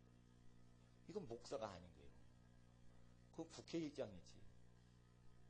목사는 복음 증거하고 복음대로 선포하고 사람들을 교육하고 그리고 기도 훈련하고 기도하실 수 있게 도와드리는 거예요. 이게 정치하는 게 아니에요. 근데 의사진행 방망이 이거 회의봉 들고 이거 하는 거는 신약 성경에 절대 안 나옵니다. 근데 그런 거를 배워요. 왜 배울까요? 23장을 안 믿어서 그런 거예요. 23장 안 믿으니까 그런 거예요. 그러니까 뭐예요? 정치하는 사람들 지옥 갈 수 있다는 거예요. 이게. 근데 이게 복음이라는 거예요. 이게 미치는 거예요. 그러니까 이 천국 복음이 땅 끝까지 진행되면 증거되는데 여기에 걸리는 사람 많이 생긴다 이거예요. 그러니까 목사는 목사들을 회개시키고 직장인은 직장인을 회개시키고 그런데 세리와 돈 좋아하고 창기 음란 문화를 접하는 사람들이 더 먼저 빨리 회개를 하는 시대도 온다 이거예요. 교회 바깥 사람이 더 빨리 회개하는 경우가 있다 이거예요. 그로 교회 안에서 이런 문화가 많으면은 회개가 더디 이루어진다라는 것입니다. 저는 어릴 때 교회생활을 안 했는데 청년대 부르심 받아서 신학교 다니고 신학교 졸업하고 나이 30에 전도사를 찾았습니다. 그건 늦게 한 어릴 때부터 교회를 안 다녔어요. 근데 어릴 때부터 교회를 안 다니니까 나는 성경만 믿고 예수를 믿었는데 교회가 성대로 안 가는 게 다 보입니다. 근데 어릴 때부터 교회 다니신 제 친구가 있어요. 저 전도해 주었던 친구가 있어요. 이름이 상돈이에요. 상돈아, 동호야 이러면서 전화하는데 그 친구는 저 김포공항에서 목회를 하는데 어린 교회를 다녔어요. 근데 내 친구들 중에 제일 착해요. 제일 착해요. 진짜 목회자 중에 그렇게 착한 사람 드물 정도로 아주 천성이 목사님 천성인데 근데 교계가 잘못되는 걸 보는 눈이 제가 더 정확해요. 그러니까 어릴 때부터 교회 생활 익숙했으면 그게 안 보이는데 중간에 딱 예술 믿었는데 저는 목숨 걸고 예수님처럼 막 사는 분들한테 영향을 많이 받았어요. 선교사님들이나 뭐 이게 그러니까 이게 딱 보면은 여기에 걸리는 거 다 금방 보이거든요. 근데 로마서를 제일 중요시 여긴다 이러면서 로마서는 안 가르치고 로마서에 대한 어떤 신학자의 가르침을 자꾸만 배우는 경우엔 복음서 안 들어옵니다. 그럼 지옥 자식 됩니다. 지도자부터 지옥 자식이 될 수가 있습니다. 그래서 선한 사람은 로마서를 읽어도 회개를 한 사람이라 천국 가지만 악한 교인은 로마서를 읽으면 더 지옥 가게 만듭니다. 그래서 로마서는 극과 극을 나눕니다.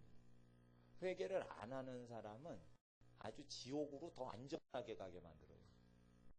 그리고 진짜 회개한 사람은 로마서를 읽으면 로마 지하교회 교인들이 로마 황제를 극복했던 그 시대에 초대기독교의 위대한 믿음을 재현할 수 있는 인물이 됩니다. 종교 지도자는 사람 앞에 보이려고 뭘 막 치렁치렁 입질 말고 잔치 상주에 앉지 말며 사람한테 자꾸만 무난하고 인사받는 거 좋아하지 말라 이거예요. 그러니까 신방 그렇게 다니지 말라 이거예요. 제가 이게 무슨 말씀인가 그랬더니 신방을 너무 다니잖아요. 그러면은 너무 친해져서 옳은 얘기를 못해요. 친해져서. 그래서 내가 설교를 할 때 누가 이혼을 하고 재혼을 하고 삼혼을 하고 사혼을 하고 난 모르겠다 이거예요. 상황을 몰라야지 그냥 그대로 설교를 하기가 좋지. 누가 이혼하에 상처가 있으신 분은 말라기서 강론할 때 하나님은 이혼한 자를 싫어하십니다. 아이고 누구 생각났다. 저분 찔리겠다. 상처받겠다. 이렇게 사사롭게 막 뭐가 뜨니까 설교 방해되는 거예요. 인간관계가. 그러니까 회개의 복음을 외치기 전에 회개를 예비했던 선지자 세례 요한이 광야에서 짱 박혀가지고 혼자 그냥 외치잖아요. 인간관계가 없어야지 회개를 인도할 수 있어요. 그러니까 인간관계 끊어진 게 그게 광야 생활이거든. 그러니까 도시 생활하면 인간관계로 얽히고 설켜 살아야 되기 때문에 그 옳은 소리 못한다. 없다는 거예요. 그래서 이 잔치에서 막 교제하는데 너무 그걸 좋아하면은 위험하다는 거예요. 그리고 8절에 너희는 랍비라 칭함을 받지 말라. 너희 선생은 하나요. 너희는 다 형제니라.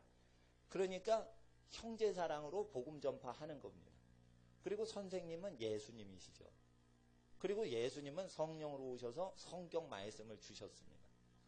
그래서 성경 말씀대로 그대로 가르치면 하나님이 가르치시는 것이니 사사롭게 설교문을 제가 작성하지 않아도 됩니다. 그래서 하나님 앞에서 이 말씀이 합당한 것입니다. 9절을 읽어주세요. 9절 시작.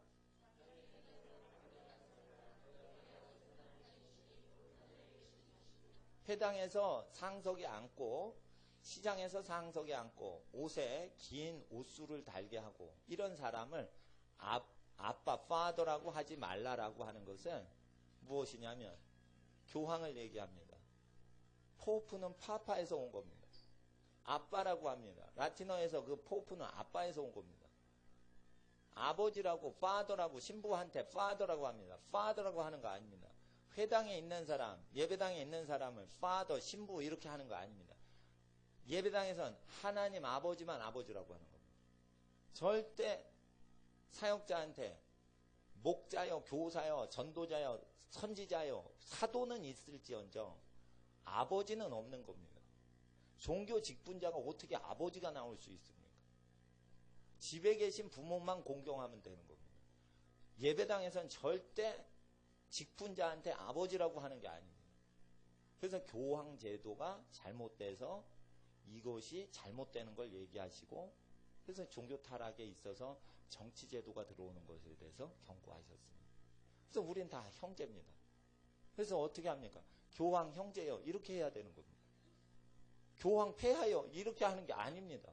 그건 무엇이에요? 교황이 성경을 믿지 않는 제도 가운데 살아가고 있는 것입니다. 그래서 예수를 실제는 안 믿는 격으로 살아가니까 그 삶이 위태로운 것입니다. 예. 교황은 정치직입니다. 설교를 많이 안 합니다. 복음 전파 안 합니다. 예.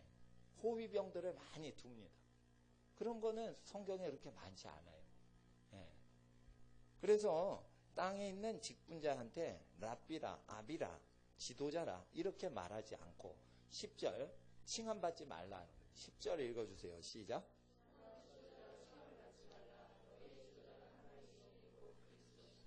예, 지도자이신 그리스도께서 지도하시는 이 말씀만 지도하면 됩니다. 여기에 걸리면 다 24장의 재앙이 들어갑니다. 24장을 보세요. 이제 5절 아까 읽었던 절입니다. 24장 5절 읽어주세요. 시작.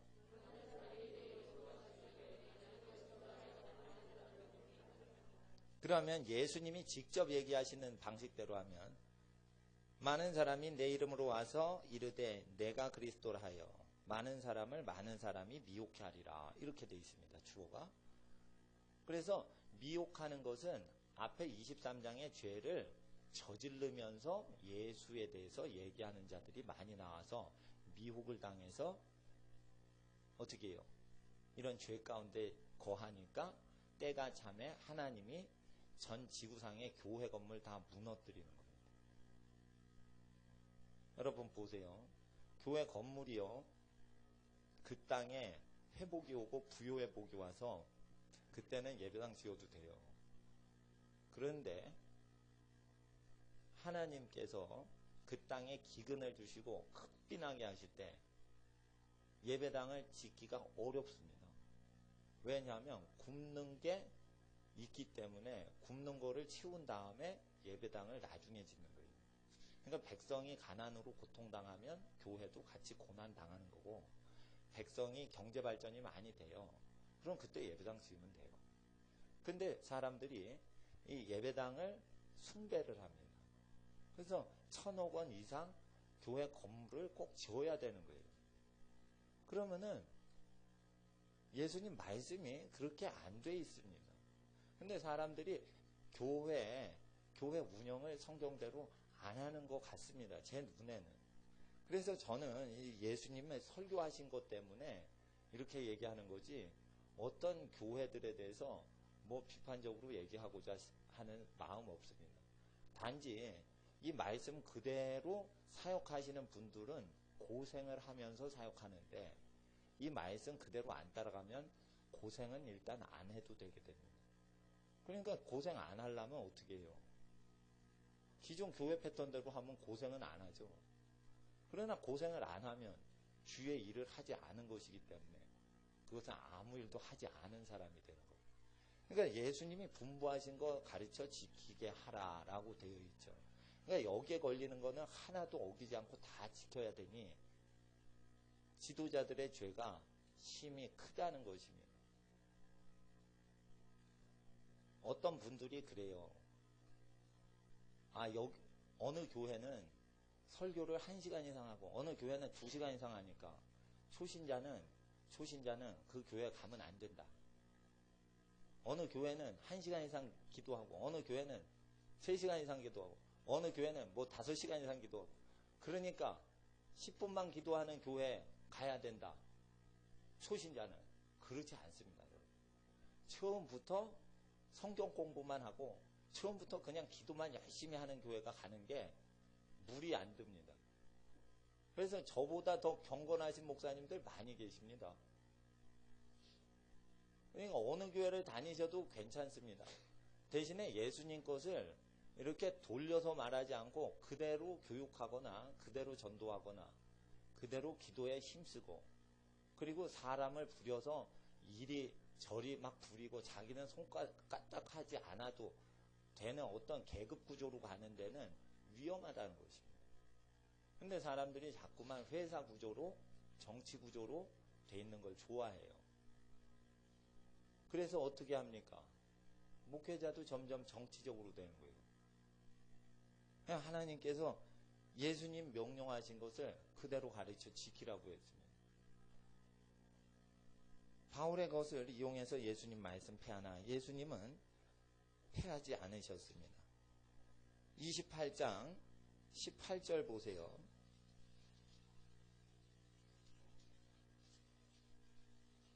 예수께서 나와 일러 가라사대 하늘과 땅의 모든 권세를 내게 주셨으니, 19절부터 20절까지 읽어주세요. 시작.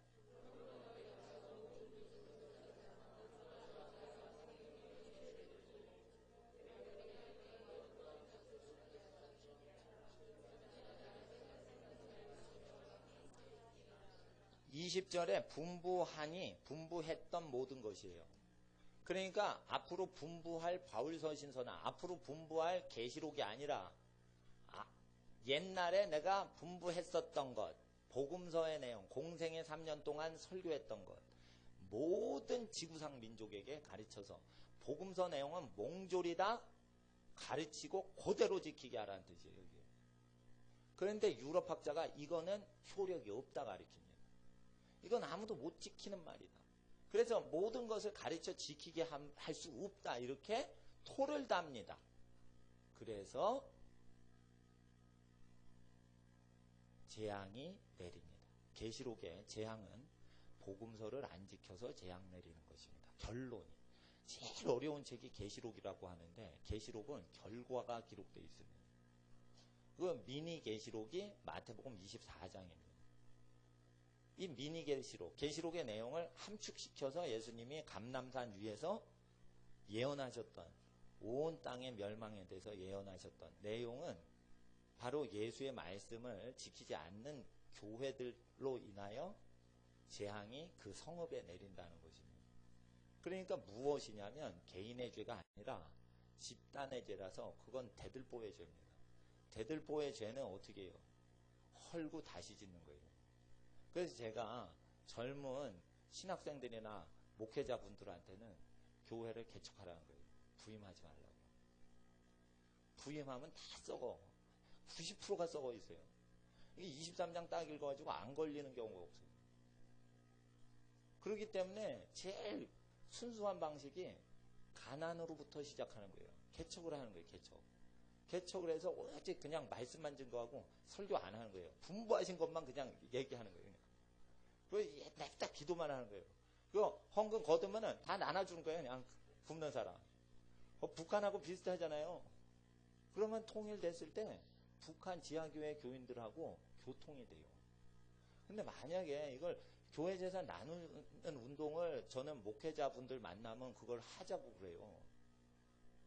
그런데 이거를 좋아하시는 목사님들이 꽤 많습니다. 교회 재산 나누는 거. 예. 근데 이것을 해야지만 통일을 대비하는 것이지, 교회 재산을 뭉켜쥐고 우리 교회 거다 막 이런 식으로 하면 점점 목회자들이 그럼 우리도 부자 중심, 부자 교회에서 해야지, 부자 동네에서 해야지, 자꾸만 이렇게 됩니다. 예. 여기 부자 동네예요, 사실. 가난한 교회가 부자 동네에 있는 것은 집이 다 멀리 사셔서 교통 편한데 어떻게 잡다 보니까 여기 이 동네에 걸린 거예요. 근데 하나님께서 일단은 교회 재산은 나누는 운동을 해야 지진을 방지하고 천재지변을 방지할 수 있는 교회가 되지, 그러지 않으면은 이거 아모스서의 재앙이 실제 이스라엘 땅을 쳤을 때처럼 재앙이 이게 오는 것입니다. 그럴 때 이 재앙 24장에, 마태복음 24장의 재앙, 곧 아모스 선지자가 예언했던 인류가 망할 때의 재앙들, 이런 것들을 방지하기 위해서는 마태복음 23장을 우리가 전파해야 된다는 것입니다. 이걸 전파하는 것입니다. 23장 마태복음은 바리새인과 서기관을 향하신 게 아니라 인류가 멸망하는 걸 브레이크 거는 브레이크 장치예요. 멸망의 열차가 브레이크를 완전히 걸려서 스톱을 해야지 멸망하지 않듯이 기독교가 멸망할 때 현상을 얘기합니다. 그래서 예수님께서 때가 되지 않은 무화과나무 열매를 보고 때가 이르지 않았으면 열매를 원하시면 안 되는데 원하셨어요. 그리고는 성전에 들어가셔서 무화과나무 저주하고 성전에 들어가서 다 뒤집어 엎고 다시 무화과나무 지나가는데 주님, 베드로가 말하기를 아까 저주하신 무화과나무가 말랐나이다, 이렇게 얘기를 해요. 그리고 다시 성전에 들어가니 바리새인과 서기관들이 당신이 무슨 권한으로 이렇게 성전을 다 환전하는 환전상을 뒤집어 엎고 비둘기 파는 자를 다 날렸냐 이거예요. 그러면 예수님께서 무화과나무 대하시고 성전 들어가시고, 무화과나무 대하시고 성전에서 종교 지도자하고 말하시는 게 뭐예요? 무화과나무가 뿌리부터 말랐죠. 이건 뭐냐면 교회를 폐지시키는 권세예요. 이 권세 어디서 누구한테 받았냐, 그러니까 성전을 뒤집어 엎는 권세 누구한테 받았냐, 그러니까 세례 요한의 권세가 하늘로부터냐 땅의 권세. 세례 요한은 누굴 책망했어요? 교회 지도자들 책망했죠. 교회 지도자들 책망하는 권세가 하늘로부터냐 사람으로부터냐 이러죠. 회의를 해서 직분자를 세우면 그 사람으로부터 권위 얻는 겁니다. 목회자 청빙받은 건 그건 사람으로부터 목회자 권위를 얻은 거예요. 절대 전도자는 청빙받으면 안 됩니다. 사도급. 사도적으로 복음 전파하려면 자기가 가난한 자에게 자기 소유 나누고 자기가 전대 없이 돈 없이 가난한 자한테 설교를 해야 되는 거예요. 그건 뭐냐, 헌금이 들어올 거리가 별로 없는 분들 대상으로 막 전도를 하는 거예요. 그래서 하나님이 먹여 살리는 체험이 있으면 그게 진짜 전도자입니다. 그런 식으로 가야 돼요. 좁은 길로. 그래야지 권력자나 부자한테 옳은 소리를 하는 전도자가 돼요. 근데 초기부터 10억 헌금 받아서 하려고 그러고 초기부터 뭘 쉽게 가려고 하면은 반드시 세상하고 타협하게 됩니다. 그렇기 때문에 예수의 말씀, 이 멸망에 대한 선포를 온전히 전도를 할 수가 없게 되지요. 예. 그리고 잘 보세요. 가난한 분들은 마음이 심령이 가난해서 무슨 설교라도 다 받는데 부자분들은 마음에 안 들면 안 듣습니다. 그렇기 때문에 어떻게 해요? 가난하신 분들 아마 다들 가난하실 거다 이렇게 생각하고 설교를 해야 되는 겁니다. 예. 그래서 마치 로마서를 다 아시니까 의인이시겠지 이러면 안 됩니다. 다 죄인이라고 생각하고 설교를 하는 것입니다. 그래서 전도자가 초신자 영접하는 모임에서 의인 만들어 놓고 설교는 다 의인 들으라고 하는 식으로 한다면 이 말씀이 안 맞을 수도 있을 것 같습니다. 그래서 베드로후서 3장 이 시간 잠깐 보시면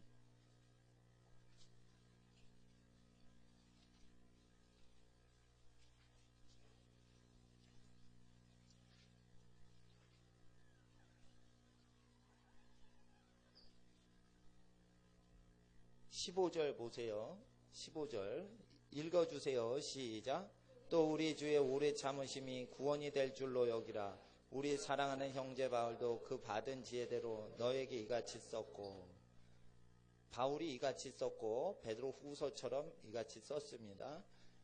16절을 읽어주세요. 시작. 또 그의 모든 편지에도 이런 일에 관하여 말하였을 때 그 중에 알기 어려운 것이 들어있으니 무식한 자들과 굳세지 못한 자들이 다른 성경과 같이 그것도 억지로 풀다가 스스로 멸망에 이르느니라. 바울의 편지에 기록된 모든 것을 베드로는 알고 있었습니다.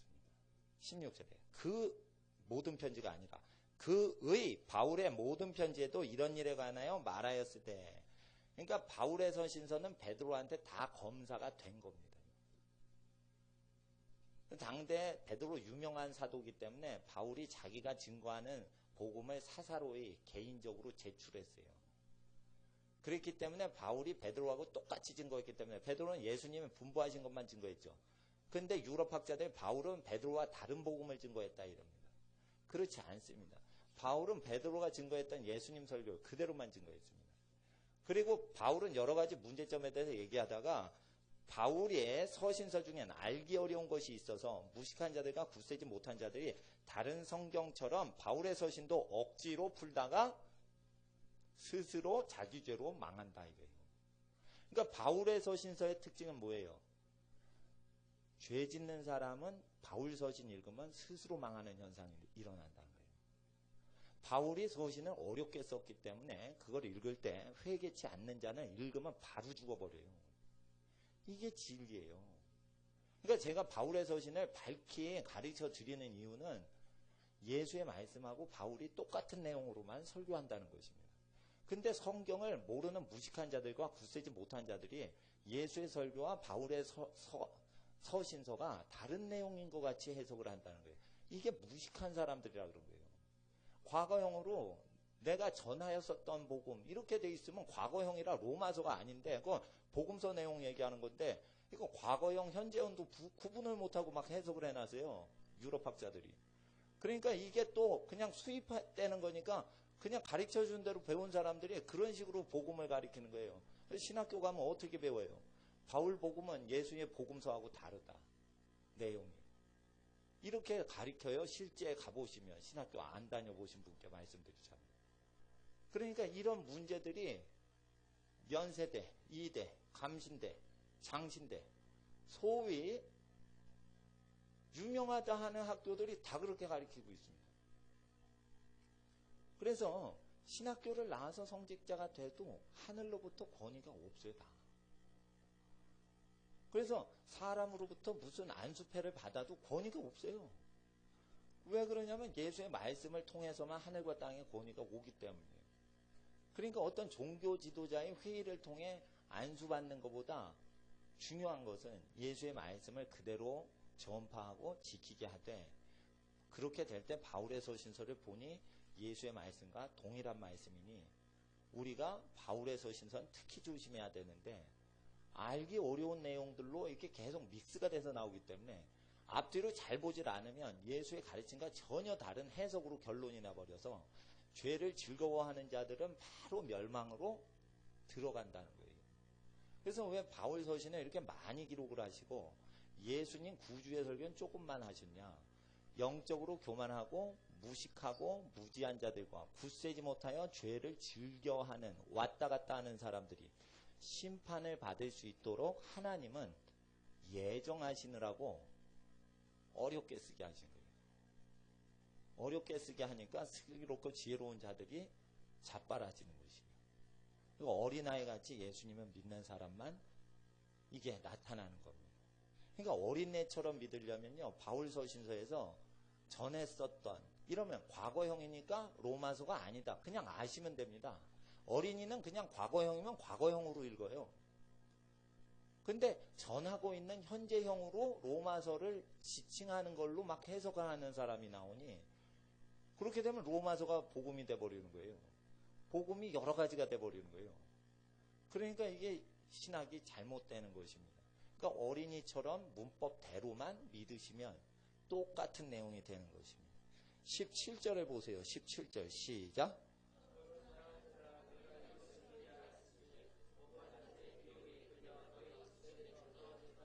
베드로 후서 3장의 멸망에 대한 이야기는 전 세계가 불탄다는 것이에요. 전 세계가 불타는 재앙이 멸망이 오는데 그때 바울 서신서를 죄 짓는 데 이용하는 신학이 나온다는 예언이에요. 근데 이거를 안 믿지요. 기독교인들이. 그러니까 인류가 멸망할 때는 반드시 바울 서신서를 억지로 푸는 현상 때문에 멸망한다. 그리고 이거를 2000년 전에 미리 알려주었어요. 미리 알았은지. 미리 알았다. 이거 2000년 전에. 그러니까 베드로가 인류 멸망할 때 동료 사역자 바울의 서신이 엉터리로 해석될 걸 미리 2000년 예언으로 받았다. 그래서 어떻게 해요? 바울 서신서 이용해서 마음대로 살죠. 그리고 예수님 설교 볼 때 아무 두려움이 없죠. 그렇게 될 때 큰 미혹이 오는데 이 미혹이란 단어는 홀린다 이거예요. 그러니까 감동이 되는 현상이 와요. 잘못 믿는데 감동이 된단 말이에요. 잘못 믿을 때 감동이 되는 거예요. 무법한 자들의 미혹에 이끌려. 그러니까 미혹한다는 건 뭐예요? 헬라어로 홀린다는 뜻이에요. 그러니까 여러분 아셔야 돼요. 설교를 딱 듣고 감동된다. 그러면은 뭐예요? 진짜 감동되든지 홀린 거든지 이렇게 되는 거예요. 그러니까 은혜롭다 하는 것을 찾아가시면 둘 중에 하는 거예요. 죄 짓고 있는데 어느 설교를 들으니까 죄를 져도 안심시킨다. 이러면 뭐예요? 그거 홀리는 거예요, 그거. 근데 은혜다 이러잖아요. 은혜와 진리에 충만하시지 은혜만 충만하신 게 아니에요, 예수님.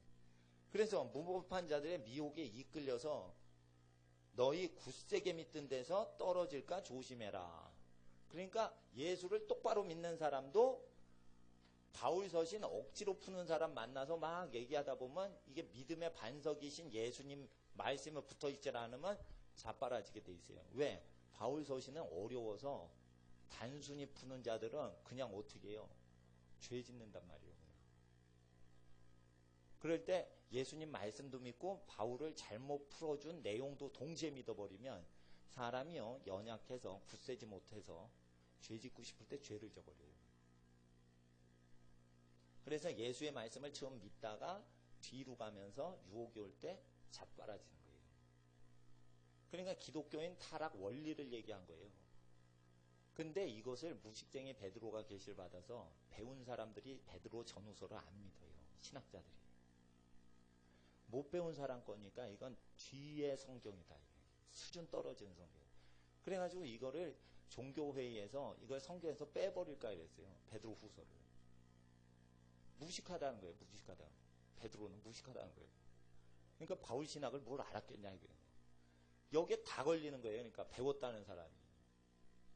누구부터 걸리면 종교 지도자부터 걸리는 거죠. 그래서 오늘 이 시간에 중심적으로 우리가 봐야 될 것은 예수의 말씀은 그대로 믿으셔야 되는 거고 예수의 말씀 하신 것만 전도를 하시면 전도가 되는 거죠. 예. 그러시면 이 천국 복음이 땅끝까지 증거가 되는 것입니다. 그리고 예수님 말씀하셨습니다. 항상 깨어 기도하라 하셨습니다. 그래서 우리가 항상 기도하는데 힘쓰시고 예수의 말씀을 전도할 때는 분부하신 모든 것을 그대로 전도하시는데 힘쓰시고 하나님 앞에서 항상 깨어 있어서 하늘과 땅의 모든 권세가 여러분 집안을 보호하시고 여러분 하는 행사의 모든 것을 인도하시며 여러분의 모든 영혼과 육신과 가족의 모든 범사에 주님이 임마누엘로 함께 하시는 영원한 축복이 함께 하시길 주의 이름으로 축원합니다. 이 시간 기도하겠습니다. 거룩하신 아버지 하나님, 우리에게 생명으로 오셔서 예수 그리스도의 이름으로 우리에게 오신 하나님, 영원하신 하나님의 능력이 아버지 하나님 보내신 예수를 통하여 우리에게 임하셨사오니 마지막에 아들로 말씀하셨고 아들 이외의 다른 복음을 주신 적이 없건만 사람들이 여러 가지 지혜를 짜내서 아들 이외의 다른 말씀을 복음이라 믿게 하며 아들을 증거하는 내용을 아들과 다른 내용으로 증거하는 우를 범할 때 세상이 전쟁이 일어나고 기독교 국가가 멸망을 하며 사람들이 미혹을 받아 그리스도를 알다고 하나 알지 못하고 멸망에 들어가는 심판이 있을 때 기록된 말씀을 어린이처럼 믿을 때 구원을 주시는 하나님, 우리 모든 어두운 이 시대에 오셔서 빛을 발하도록 우리를 부르신 하나님의 뜻을 온전히 섬기는 하나님의 백성으로 우리를 세우소서. 아버지 하나님을 알게 하소서. 그러므로 온전히 하나님을 닮게 하소서. 온전히 하나님을 닮음으로 하나님을 증거하는 하나님의 백성 되도록 날마다 우리가 예수 알게 하시고 날마다 예수 닮게 하시고 날마다 예수의 분부하신 걸 그대로 가르쳐 지키게 하옵소서. 악하고 어두운 세상에 하나님을 알지 못하는 세대가 많으나 이 세대에 우리를 부르신 것은 구주께서 명령하신 영원한 복음을 그대로 섬기도록 부름받았사온즉 날마다 6일 동안 복음을 증거하며 성전에 와서는 날마다 기도하고 하나님의 뜻만을 온전히 섬기며 하나님의 말씀에 더하거나 빼지 아니하고 오직 우리 주 예수님을 섬기는 마음으로 기록된 말씀 섬기게 하옵소서. 아버지 하나님, 우리가 사사로이 복음 증거하지 아니하며 예수의 분부하신 것만을 증거하게 하옵소서.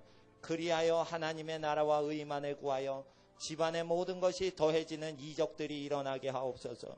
우리가 우리의 것을 구하지 않고 복음을 그대로 문서 그대로 증거할 때 하나님께서는 일용할 모든 것을 더하시는 이적을 베푸신다 하셨사온즉 우리가 참된 복음 예수의 말씀 그대로 전파할 때 이 모든 것을 더하소서. 아무것도 염려하지 마라 하신 명령에 순종하여 이 시간 아무것도 염려하지 않고 아버지 하나님의 뜻을 구합니다. 주의 나라 임하여 주시옵소서.